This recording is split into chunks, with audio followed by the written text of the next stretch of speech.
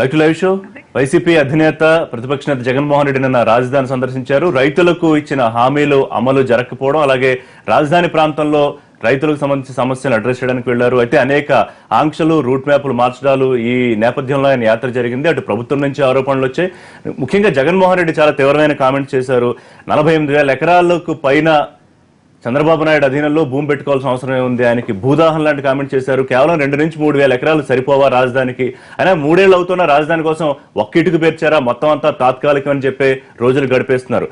దేవుడు దయతలిచి మన ప్రభుత్వం ఇస్తే, మన ప్రభుత్వం వస్తే ఎంత అవసరం అంత ఉంచుకుని మిగతాది వెనక్కి ఇచ్చేస్తానని కూడా ఆయన రైతులకి హామీ ఇవ్వడం చూసాం. ఈ సందర్భంగా నేను అనేక కామెంట్స్ చేశారు. ఇక జల్లికట్టు అంశం తీవ్ర స్థాయిలో ఉద్రిక్తంగా మారుతోంది. ప్రస్తుతం ఇది జాతీయ స్థాయి ఇష్యూగా మారింది. నిన్న తమిళనాడు ముఖ్యమంత్రి ప్రధానమంత్రిని కలవడం, అయితే కోర్టులో ఉన్నందువల్ల దీని మీద పెద్దగా ఇప్పుడు ప్రభుత్వం ఏం స్పందించలేదు. తమిళులకు మేము అండగా ఉంటాం, వాళ్ళ సెంటిమెంట్ గౌరవిస్తామని మాత్రమే ప్రధాని చెప్పారు. మళ్ళీ ఇంకొకసారి పిటిషన్ సుప్రీంకోర్టు నిన్న తిరస్కరించిన సందర్భం కూడా మనం చూసాం. కానీ ఉద్రిక్తత అయితే కొనసాగుతోంది. ప్రశాంతంగానే జరుగుతున్న డిమాండ్ మాత్రం గట్టిగా వినిపిస్తోంది. ఈ అంశాల మీద లైవ్ షోలో మనం డిస్కస్ చేద్దాం. మనతో పాటు సి నరసింహరావు గారు, సీనియర్ విశ్లేషకులు, ప్రముఖ రచయిత, సంపాదకులు వారు జాయిన్ అవుతున్నారు. బి రామకోటయ్య గారు, ఆంధ్రప్రదేశ్ బీజేపీ సీనియర్ నాయకులు, వాసిరెడ్డి పద్మ గారు, వైఎస్ఆర్సీపీ సీనియర్ నాయకులు, ఖమ్మంపాటి రామ్మోహన్ రావు గారు, మాజీ ఎంపీ, ఢిల్లీలో ఏపీ ప్రభుత్వ ప్రత్యేక ప్రతినిధి, పార్టీ సీనియర్ నాయకులు. విజయవాడ నుంచి మల్లాది విష్ణు గారు కొద్దిసేపట్లో మనతో జాయిన్ అవుతారు. సార్, జగన్మోహన్ రెడ్డి ఇష్యూకి వెళ్లే ముందు ఒక్కసారి జల్లికట్టు ప్రస్తావించుకున్నట్టు వెళ్దాం. అంటే చిన్నగా మొదలైన ఇష్యూ, మొదట ప్రతిపక్షంగా ఉన్న డిఎంకే దీన్ని మొదలెడితే ఇంత స్థాయిలో ఫ్లేర్ అప్ అయిపోయింది. అంటే పూర్తిగా సెంటిమెంట్ గా మారిపోయి వాళ్ళ జాతీయ ఇష్యూ అయిపోయింది. దీన్ని అడ్రస్ చేయడం అట్లా కూడా అర్థం కాని పరిస్థితికి వెళ్ళిపోయిందా ప్రభుత్వాలకు కానీ కోర్టులకు కానీ? తప్పకుండా.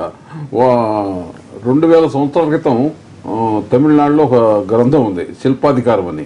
ఆ 2000 సంవత్సరాల క్రితం రాసిన పుస్తకం ప్రపంచంలో ఎక్కడ లేదు, ఏ భాషలో లేదు. ఆ పుస్తకం ఇప్పుడు యాస్టీస్ గా అలాగే ఉంది, శిల్పాధికారం. దాంట్లో మెన్షన్ చేశారు జల్లికట్టు. జల్లికట్టు అంటే ఎద్దులకి వెండి కానీ బంగారం కానీ నాణ్యాలు కట్టేవాళ్ళు, ఎవరు లోక తీసుకుంటే వాళ్ళు ఒప్పు తీసుకెళ్లొచ్చు. ఆ సంప్రదాయం 2000 సంవత్సరాల క్రితం మెన్షన్ చేశారంటే 2000 సంవత్సరాల పైగా ఆ సంప్రదాయం వస్తుంది అక్కడ. దానికిను ఎక్కడో వర్జీనియాలో ఉన్న ఒక సంస్థ పెట, వాళ్ళకి ఏం సంబంధం? పైగా ఫారిన్ కంట్రీస్ కి మన దేశానికి సంబంధం లేదు. అహింస అంటున్నారు కదా, జంతువులను హింసించి ఒక క్రూర ఆనందాన్ని, వికృత ఆనందాన్ని పొందుతున్నారని కదా వాళ్ళు చేసే ఎలిగేషన్. అది సరే, అక్కడ ఏం చేస్తారంటే అమెరికాలో కానీ మిగతా పాశ్చాత్య దేశాల్లో కానీ గిత్తదోడ పుట్టగానే 3 ఏళ్లకి దాన్ని టేబుల్ పంపించేస్తారు, అంటే దాన్ని చంపేసేసి మాంసం తినేస్తారు. మన ఇండియాలో అలా కాదు. మనకి యావరేజ్ ల్యాండ్ హోల్డింగ్ వాళ్ళు 2 ఎకరాల లోపు, యావరేజ్ ల్యాండ్ 95% 2 ఎకరాల లోపు. వాళ్ళు తప్పనిసరిగా పశు సంపద మీద ఆధారపడుతుంటారు, పాలకు కానీ దీనికి కానీ వ్యవసాయం పనులు చేసుకుంటారు. కానీ ఆ గిత్తలో అవి ఉంటే వాటిని పెంచి పోషిస్తారు. 12 ఏళ్ల దాకా వాటిని జోలికి వెళ్ళరు, వాటిని చంపుతూ ఉన్నది ఇండియాలో సామాన్యంగా చేయరు. అలాంటిది ఆ గిత్త దూడలో వాటిని ఇప్పుడు ఇండియాలో జంతు హింస అని వాళ్ళు చెబుతున్నారు. జంతు హింస అంటే ఏంటి? వీటికి 12 ఏళ్ల కల్లా మనం మధ్య చేసుకుంటే వాటికి స్టెరిలైజ్ చేస్తారు, అంటే సంతానోత్పత్తి లేకుండా బుట్ట కొడుతూ ఉంటారు తెలుగులో, దాన్ని చేస్తారు. అది అంతకన్నా జంతు హింస ఉంది, వాటి పనిచేస్తూ కానీ జంతు హింస ఉంది. అసలు మానవ నాగరికత పరిణామ క్రమంలో జంతువుల్ని మచ్చిక చేసుకోవటం, వాటిని తమ అవసరాలకు వినియోగించుకోవటం అనేది మానవ పరిణామ క్రమంలో వచ్చిన పరిణామం. అది పట్టుకోకుండా వాళ్ళు జంతు హింస అని అమెరికాలో ఎవరు చెబితే అది ఇండియాలో ఇప్పుడు జల్లికట్టులో నిజంగా హింస లేదు, వాళ్ళని లొంగ తీసుకుంటాకి. ఇది మనుషులు ఏదో చచ్చిపోతున్నారని కదా, ఒక 17 మంది చచ్చిపోయారనేది రిపోర్ట్స్ వస్తున్నాయి కదా. 15 మంది ఎక్కడ చచ్చిపోయారు, దేని చచ్చిపోయారు? ఇప్పుడు క్రికెట్ ఆడుతుంటే ఎవరు బాల్ తగిలి ఒక పెద్ద అతను చనిపోయాడు. అలా ఏ ఆటకైనా ఎవరైనా చనిపోవచ్చు, దానికి దీనికి సంబంధం నిషేధించాలని ప్రశ్నించారు. సో మీరేమంటారు సార్? అంటే సాంప్రదాయాన్ని గౌరవించాలి, దీంట్లో కోర్టుల ఇన్వాల్వ్మెంట్ ఉండకూడదని చెప్పదలుచుకున్నారా? అంటే దాన్ని కొనసాగించాలా సంప్రదాయాన్ని? వాళ్ళ కోర్టులకు ఏం సంబంధం? ఎవరన్నా వేసారనుకోండి రేపు కోర్టులో, సంక్రాంతి అన్నది సూర్యుడు చుట్టూ భూమి తిరుగుతాను తప్ప సూర్యుడు ఎక్కడ తిరగట్లేదు, ఆ సూర్యుడు మకర సంక్రమణ ప్రవేశిస్తాం అన్నదే అశాస్త్రీయం, సంక్రాంతి నిషేధించండి నిషేధిస్తారా? కోర్టుల కోసం ప్రజలు ఉన్నారు, ప్రజల కోసం కోర్టులు ఉన్నాయా? కోర్టుల యొక్క పరిమితులు వాళ్ళు గుర్తించే ఆర్డినెన్స్ కాదు, ఆర్డినెన్స్ తప్పకుండా తీసుకురావాలి. ఇప్పుడు మేము కూడా సానుభూతి తిరుగుతున్నామని మోడీ గారు చెప్పారు, తప్పకుండా ఆర్డినెన్స్ తీసుకోవాల్సిన అవసరం ఉంది. ఆర్డినెన్స్ కాదు, అసలు జల్లికట్టు గురించి కోర్టులకు సంబంధం లేదు అని ఆర్డినెన్స్ తీసుకోవాలి. ఇప్పుడు సాంస్కృతిక వ్యవహారాల్లో, భారతీయుల జీవన విధానంలో కోర్టు జోక్యం చేసుకోవడం తగదు. సింగిల్ స్టేట్మెంట్ అండి, వెరీ బ్రీఫ్లీ సమర్థిస్తారా రామకోటయ్య గారు? కేంద్రం మరి ఏమీ పాల్పొని దూరంలో ఉందా? అంటే జల్లికట్టు తాళికట్టు అనేది మధుర ప్రాంతంలో ఉన్నటువంటి ఆ ఎద్దుల్ని కనుక లొంగ తీసుకున్నటువంటి వాళ్ళని పరిణయవాడే విధానం పూర్వం నుంచి ఉన్నటువంటిది. కానీ ఇవి చూస్తే వాస్తవంగా మీరు చెప్పినట్టు 17 మంది కాదు, కొన్ని వందల మంది చచ్చిపోవడం జరిగింది. ఆ ఎద్దు కొమ్ముల మీద పడి వాటి మీద నుంచి పైకి వాటిని చాలా ఇబ్బందికరమైన పరిస్థితి ఏర్పడింది. దానివల్ల ఏంటంటే దీన్ని కేంద్ర ప్రభుత్వం ఆంధ్రప్రదేశ్ లో ఏ విధంగా అయితే కోడి పందాలని నిషేధించిందో అదేవిధంగా జల్లికట్టును కూడా నిషేధించడం జరిగింది. వాళ్ళు దాని సాంప్రదాయంగా ఎక్కువగా తమిళ్లో ఏదొచ్చినా కూడా ఉధృతంగా తీసుకోవడం అనేది అక్కడ ఉంది. యాక్చువల్ వాస్తవంగా ఏంటంటే దీన్ని అంత పెద్ద ఇష్యూ చేయకుండా ఉంటే కూడా బాగుండేదని అనిపిస్తుంది. కారణం ఏంటంటే ఈ జల్లికట్టు వల్ల I'm not supporting Jallikattu. Right Padma గారు, అంటే ఒకటేంటంటే జల్లికట్టుకు సంబంధించినటువంటిది ఇవాళ ఎందుకు ఉద్యమం జరుగుతుంది అనేటటువంటి చూసినప్పుడు తమిళకి సంబంధించినటువంటి ఏమైనా ప్రత్యేక ద్రవిడ ఉద్యమం ఇవన్నీ కూడా మనం ఒకసారి గుర్తు చేసుకోవాల్సినటువంటి అవసరం. వాళ్ళ ప్రత్యేకతను కాపాడుకోవాలనేటటువంటిది ఈ మధ్య కాలంలో జరిగిన రాజకీయ పరిణామాల రీత్యా ఒక ఇన్సెక్యూరిటీ అనేటటువంటిది తమిళ సొసైటీ ఏర్పడింది అనేటటువంటి ఒక అభిప్రాయం నాకు కలుగుతుంది. ఎందుకంటే అధికార పార్టీలో ఏర్పడిన సంక్షోభం మళ్ళీ కేంద్రం పెత్తనం వస్తుందా అనేటటువంటి ఒక భయాందోళన, దీని అన్నింటిలో కూడా మన తమిళ సత్తా ఏంటో ఒకసారి చూపించాలనేటటువంటి కోణం నుంచి వచ్చింది ఈ ఉద్యమం అనేటటువంటి చూడాల్సినటువంటి అవసరం ఉంది. సాంప్రదాయము ఖచ్చితంగా సాంప్రదాయానికి సంబంధించి వాళ్ళు విలువిస్తారు. దాని యూనిటీ అనేటటువంటి కూడా తమిళకు సంబంధించినటువంటి ఒక ప్రత్యేకత. వీటన్నిటితో పాటు తమ ప్రాంతీయ రాజకీయ ఆధిపత్యాన్ని నిలుపుకోవాలి అనేటటువంటి ఇది కూడా ఈ జనరేషన్ లో ఒకసారి చూపించాలి మన సత్తా అనేటటువంటిది కనపడుతుంది. ఉండాలి లేదు అనే కంటే కూడా కోర్టులు వర్సెస్ ప్రజలు అనేటటువంటి దీనిగా మారడం అనేటటువంటిది ఇది మంచి పరిణామం కాదు. దీన్ని డీటెయిల్ గా డిస్కస్ చేయాలి. పరిమితులతో అలౌ చేసేటప్పుడు దాంతో పాటుగా సాంప్రదాయాలను అన్నింటినీ కొనసాగించాలనడం కూడా అది ఎక్కడికి పోతుంది అనేటటువంటి తెలియడం లేదు. ఇప్పుడు సతీ సాధన లాంటి ఆచారాలు లేకపోతే జోగిని లాంటి ఆచారాలు ఇవి సాంప్రదాయం అని చెప్పి మనం యాక్సెప్ట్ చేద్దామా? కొన్ని మార్చుకోవాలి. అది ప్రజలకు ఇబ్బందికరం లేకుండా ఉండాలి. ఆ సమాజంలో ఆ రాష్ట్రంలో ఉన్నటువంటి ప్రజలు వ్యతిరేకిస్తున్నప్పుడు దానికి సంబంధించింది ఏంటంటే ఎట్లా ఎలా చేయాలనేటటువంటిది కూడా కేంద్రం ఆలోచించాలి. అంతేగాని గుడ్డిగా రద్దు చేసే వేల మంది రోడ్ల మీదకి వచ్చి దాదాపు అన్ని వర్గాల నుంచి దీనికి ఒక పెద్ద మద్దతు వస్తుంది. మరి మీ వ్యూ ఏంటి దీని మీద? ఇప్పుడు జల్లికట్టుకు వెళ్లే ముందు ముఖ్యంగా ఈవేళ 45వ అధ్యక్షుడిగా అమెరికన్ ట్రంప్ గారు ప్రమాణ స్వీకారం చేయనున్నారు కాబట్టి మా రాష్ట్ర ప్రజల తరఫున, ముఖ్యమంత్రి గారి తరఫున, మా తరఫున వారికి అభినందనలు తెలియజేస్తూ, ఈ యొక్క జల్లికట్టు అనేది ఇప్పుడు మీరు ఇందాక ఒక మాట అన్నారు, ఏమని దీనిని జీవహింసో లేకపోతే జంతువుల్ని ఆ విధంగా పరిగణిస్తారని. రోజు ఎన్ని కోళ్ళు ఎన్ని గొర్రెలు ఎన్ని కోస్తా ఉన్నారు. కాబట్టి దీన్ని అట్లా చేసే కన్నా కూడా సంప్రదాయాలను గౌరవిస్తూనే ఎవరైతే మనుషులు చనిపోకుండా దానికి ఏ విధంగా చేయొచ్చో చేయకూడదా, లేకపోతే దాన్ని చట్టబద్ధంగా అంటే ఒక సిస్టమేటిక్ గా చేసే విధంగా తీసుకెళ్లాల్సిన బాధ్యత ఉంది. ఈవేళ ఇంత పెద్ద ఇది ఒక సమస్యగా తీసుకువెళ్లారనంటే తమిళనాడు రాష్ట్రం అదే. ఇప్పుడు దాని మీద ఏంటంటే మీరు ఇందా చెప్పారు 17 మంది చనిపోయారని. చనిపోకుండా మార్గాలు లేవా? ఇప్పుడు మనకు కొన్ని సంప్రదాయాలు అంటే మీరు చూసి ఉంటారు, ఆవులను కానీ గేదెలను కానీ మనం గౌరవిస్తాం, పూజలు కూడా చేస్తాం. అదేవిధంగా గృహప్రవేశం అయితే ఆవుని ఇంటి చుట్టూ కూడా మనం తిప్పుతాం. సో అట్లాగే జీవహింస కూడా ఆవును కూడా నరికేసి తినేవాళ్ళు కూడా ఉన్నారు. నేనేమనంటే అటు ఉన్నారు ఇటు ఉన్నారు. కాబట్టి దీనికి ఏదైతే ఉందో ఆ విధంగా జరగకుండా వాళ్ళ మనోభావాలు గౌరవిస్తూనే ప్రభుత్వం కూడా జాగ్రత్తలు తీసుకుంటూ సంప్రదాయాన్ని గౌరవించితే దానికి మనకి ఎప్పుడు కూడా మనకి ఇప్పుడు పూర్వం నుంచి కూడా వస్తున్నాయి కొన్ని సంప్రదాయాలు ఉన్నాయి. దానివల్ల విరుద్ధాలు కూడా వేయకూడదు. ఎంతవరకు ఉండాలో అంతవరకు ఉండే విధంగా సైన్స్ డెవలప్ అని ఇంత అయినా కూడా పాత పద్ధతులు ఎక్కడా మనం మారలేదు కదా. అందువల్ల ఆ విధంగా ఇప్పుడు అమెరికాలో నిక్కర్ వేసుకున్నాడు, చొక్కా వేసుకున్నాడు, నువ్వు టీవీ ముందు మీరు కూర్చోలేరు కదా. మన సంప్రదాయాలు మనం గౌరవిస్తున్నాం. ప్యాంటు చొక్కా మీరు ఎందుకు వేసుకున్నారు? వేసుకోకుండా ఉండొచ్చు కదా. ఎవరు చెప్పారు వేసుకోవాలని? మొలతాడు ఎందుకు ఉండాలి? ఇవన్నీ కూడా ఇప్పుడు డిబేటబుల్ అది అంటుంది. సో ఆ విధంగా ఉండాలనేది నేనైతే అనుకుంటాను. సో పార్టీగా అయితే సపోర్ట్ చేస్తారా ఈ సంప్రదాయం కొనసాగాలని?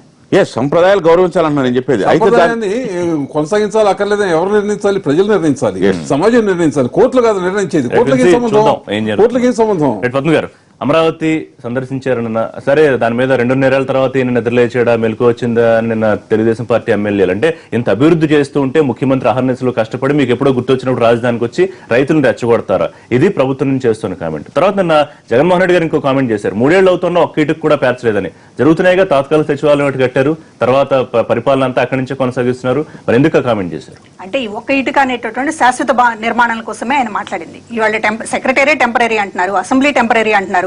స్విస్ ఛాలెంజ్ పద్ధతిలో మీరు వేసినటువంటిది అది కూడా నిర్మాణానికి సంబంధించింది కాదు, అది కూడా ఒక లేఅవుట్లకు సంబంధించింది. ఇవన్నీ చూసుకున్నప్పుడు ఎక్కడ కూడా ఈ అమరావతిలో అడుగుపెట్టి ఇది శాశ్వతంగా ఉండేటటువంటిది అనేటటువంటి ఫీలింగ్ ఉన్నటువంటి నిర్మాణం ఒక్కటైనా ఇవాళ కనపడుతోందా? అదే ఆయన మాట్లాడింది. అంతేగాని అసలు కన్స్ట్రక్షన్ జరగలేదనేటటువంటి కాదు. శాశ్వతంగా ఇవాళ అమరావతికి సంబంధించి రాజధానిలో భాగంగా ఏది శాశ్వతంగా చేపట్టారు ఈ 3 ఏళ్ల కాలంలో అనేటటువంటిది ఆయన రైజ్ చేసిన కోసం. సరే, ఇక మిగతా విమర్శలు అంటారా? ఇవాళ అమరావతికి వెళ్తే తప్పు, వెళ్ళకపోతే తప్పు అనేటటువంటి విధంగా ఏ రకంగా అధికార పార్టీ వాళ్ళు మాట్లాడుతున్నారు. 3 సార్లు జగన్మోహన్ రెడ్డి గారు వెళ్లిన సందర్భంలో బలవంతపు భూసేకరణకు సంబంధించింది మాట్లాడారు, భూసేకరణ విషయంలో జరుగుతున్నటువంటి అన్యాయాన్ని మాట్లాడారు. అంతే తప్ప ఇవాళ రాజధానికి సంబంధించినటువంటి రైతులు ఇష్టపూర్వకంగా ఇచ్చినటువంటి వాళ్ళని మీరు పోరాడండి అని ఆయన రెచ్చగొట్టలేదు, లేకపోతే దాన్ని తప్పు పట్టలేదు. ఇవాళ జరుగుతున్నటువంటిది 27 ఎకరాలు భూసేకరణ రైతుల నుంచి తీసుకున్నారు. అది కాకుండా 21,000 ఎకరాలు ప్రభుత్వ భూమి ఉంది. అది కాకుండా కూడా ఇంకా అసైన్డ్ భూములు, లంక భూములు తీసుకుంటున్నారు. ఇన్ని వేల ఎకరాలని పోనీ ఈ 3 ఏళ్లలో మీరు దీన్ని ఏదైనా ఒక ప్రాపర్ గా ఒక పద్ధతిగా చేసి మీరు చూపించి వాళ్ళ రైతులకి న్యాయం చేసి వాళ్ళకి చేతులకు పట్టాలిచ్చి అదేవిధంగా మీరు హామీలు ఇచ్చినట్లు రైతులకి న్యాయం జరగకపోతే ఈ పార్టీకి తీవ్ర స్థాయిలో ఆందోళనలు వచ్చేవి, లేకపోతే రైతులు రోడ్ల మీదకి వచ్చేవారు, ఉద్యమాలు జరిగేవి. బట్ ఆ స్థాయిలో జరగట్లేదు. ఇప్పుడు నిడమరులో కానీ లింగాయపాలెంలో కానీ నిన్న 3 చోట్ల కూడా జగన్మోహన్ రెడ్డి గారితో మాట్లాడింది రైతులే.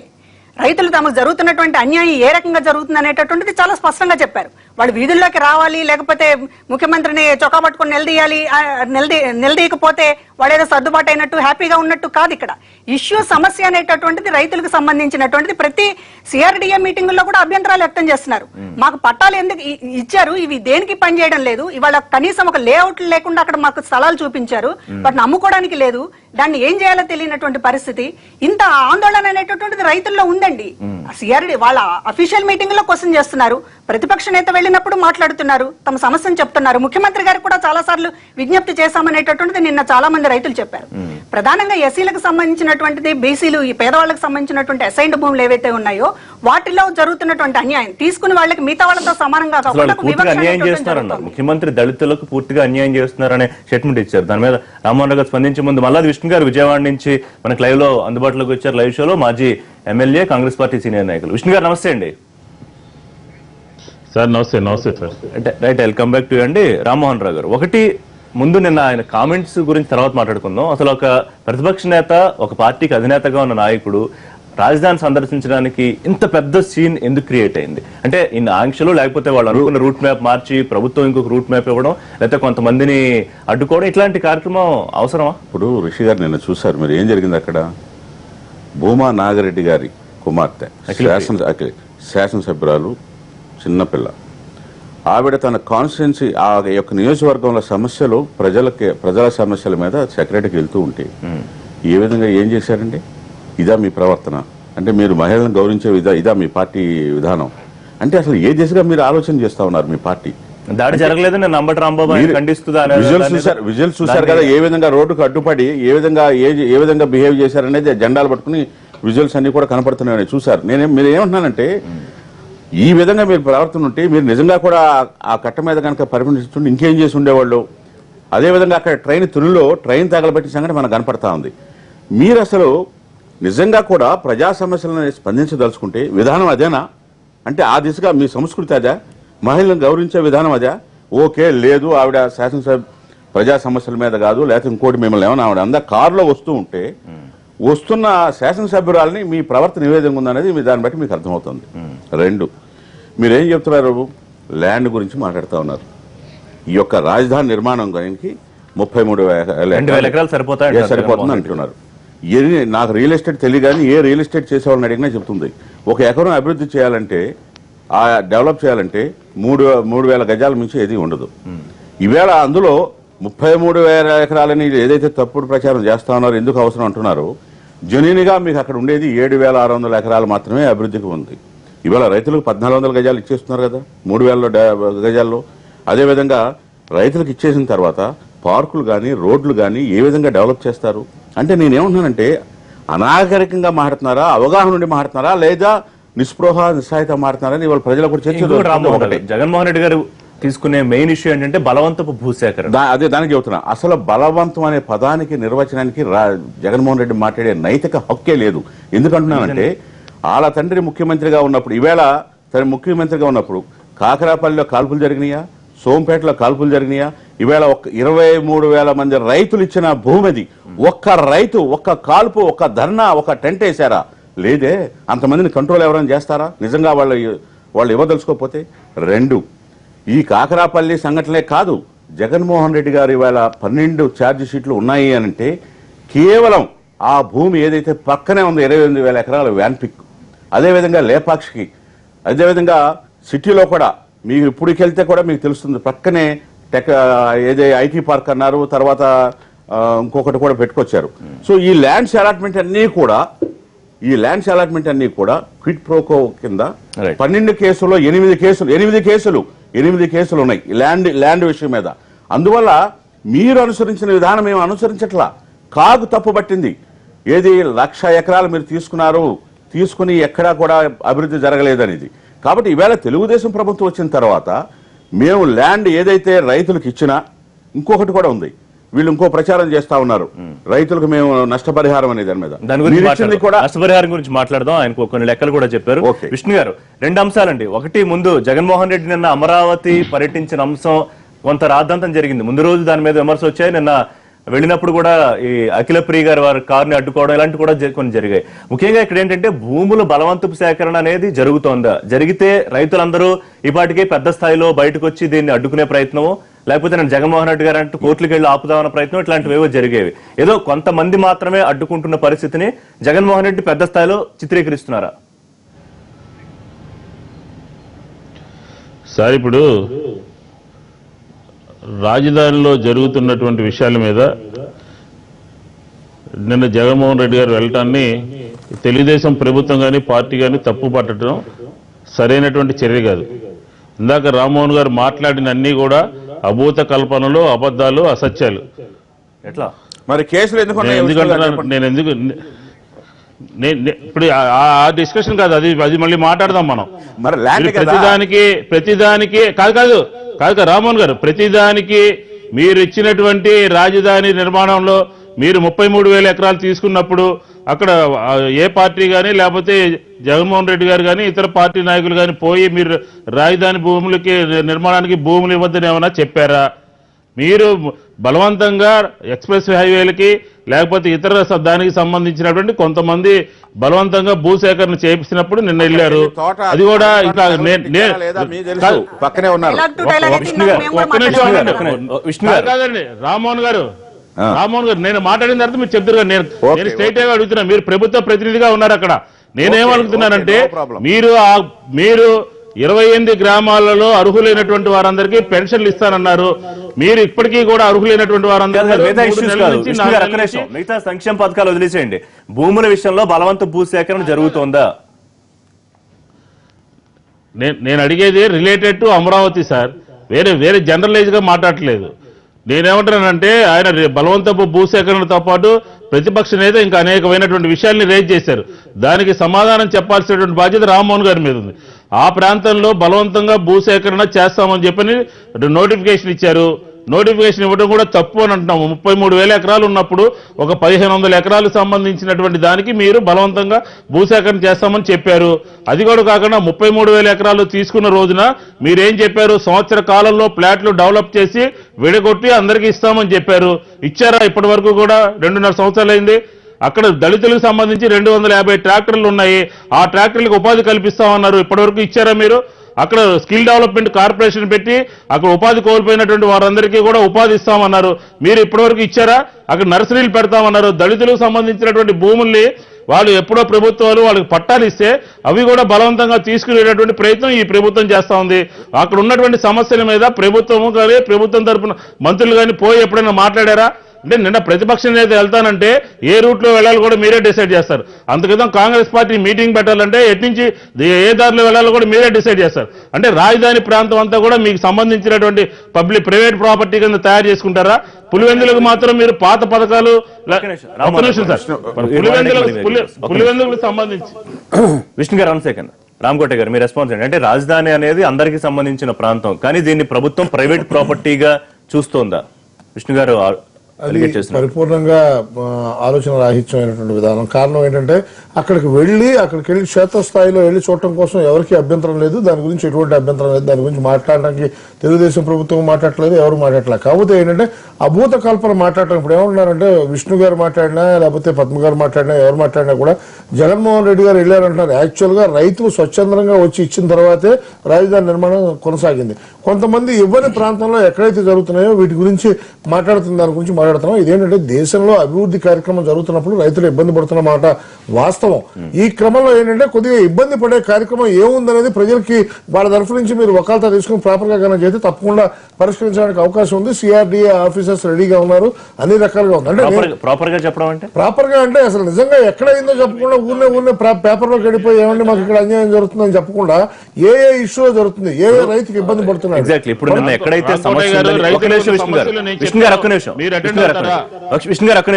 ఎక్కడైతే సమస్య ఉందని రైతులు రిప్రజెంట్ చేస్తున్నారో అదే ప్రాంతాలకు అదే గ్రామాలకు వెళ్ళి అక్కడే కదా సవాల్ పెట్టారు జగన్మోహన్ రెడ్డి గారు. సపోజ్ అక్కడ 15 కోట్లు ఖరీదు చేసే కొన్ని ఎకరాల భూమిని కేవలం ఏదో 30 లక్షలకు 40 లక్షలకు ఇచ్చి తూతు మంత్రంగా సర్దేసే కార్యక్రమం గవర్నమెంట్ చేస్తుంది.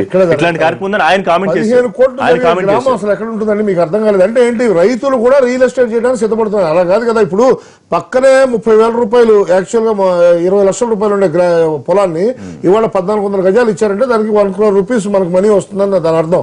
ఎందుకంటే రాబోయే రోజుల్లో దాంట్లో కనుక మన రాజధాని నిర్మాణం కనుక జరిగితే 1974 ప్రాంతంలో హైదరాబాద్ ఎలా ఉండేది, ఇప్పుడు అదే విధంగా రాజధాని ప్రాంతం కూడా అభివృద్ధి చెందితే అక్కడ కనుక అడుగుల లెక్కలో కనుక లెక్క తీసుకుంటే కనుక తప్పకుండా అక్కడ వాళ్ళకి మంచి రేట్ వస్తుంది. వాళ్ళ ₹1,00,00,000 వరకు రేట్ ఉందనేది ఒక విధానం అనేది మాట్లాడుతున్నారు. నేను తెలుగుదేశం ఎమ్మెల్యేనే ఏదో చర్చా కార్యక్రమంలో మాట్లాడడం జరిగింది. 1 కోటి 2 కోట్లు వస్తున్నాయండి. అలా కాకుండా నేను చెప్పేది ఏంటంటే యాస్టీస్ గా తీసుకుంటే 1400 అడుగు కనుక మనం కనుక 1400 గజాలు మనం కనుక ఇచ్చినట్లయితే 30,000 అడుగు వరకు కట్టుకోవడానికి ఆస్కారం ఉంది.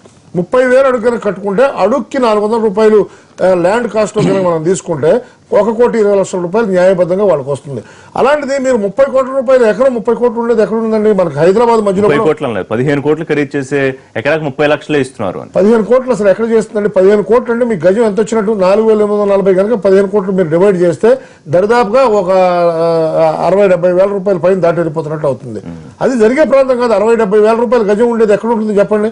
మీకు హైదరాబాద్ నడిబొట్టులోనే 60-70 వేల రూపాయల గజం లేనప్పుడు వాళ్ళు మాట్లాడేది అభూత కల్పన కింద ఉంది కదా. ఎందుకంటే ఒక రాష్ట్ర ముఖ్యమంత్రి కష్టపడి పనిచేస్తున్న సందర్భం మేమే మా పార్టీ ఏదో సపోర్ట్ చేయట్లేదు. విష్ణు గారు దయ ఉంచి అర్థం చేసుకోండి, పద్మ గారు మీకు కూడా చెబుతున్నారు, ఏంటి సపోర్ట్ చేయట్లేదు. ఒక ప్రజా కార్యక్రమం జరుగుతున్న క్రమంలో రైతులను కూడా మనం ఏంటంటే వాళ్ళందరూ స్వచ్ఛందంగా ముందుకు వచ్చినప్పుడు మనం కూడా సపోర్ట్ చేయాల్సిన అవసరం ఉంది. మన రాజధాని నిర్మాణం జరుగుతుంది, గ్రామ కంటాల్లోకి వెళ్తున్నారు. గ్రామ కంటాలకు రోడ్డు కోసం సపోర్ట్ చేయలేరు కదా. ఎవరండి? ప్రతిపక్షం అయితే సపోర్ట్ చేయలేరు కదా. ఈ రాజధాని బ్రహ్మాండంగా కడుతున్నారనో ప్రజల ప్రయోజనాల కోసం. ఇప్పుడు మీరు ఓవరాల్ గా సిఆర్డీఏలో జరుగుతున్నటువంటి క్రమాన్ని మీరు ఒకసారి మీరు ప్లాన్ తీసుకోండి. రాబోయే రోజుల్లో ఏం జరుగుతుంది, ఒక రోజులో జరగదు కదా. దాని మాస్టర్ ప్లాన్ గురించి కూడా మాట్లాడదాం. అలాగే దాని చుట్టుపక్కల అతి పెద్ద భారీ స్కామ్ జరుగుతుందని జగన్మోహన్ రెడ్డి ఆరోపించారు. దాని గురించి కూడా మాట్లాడదాం. సరే, చిన్న బ్రేక్ తర్వాత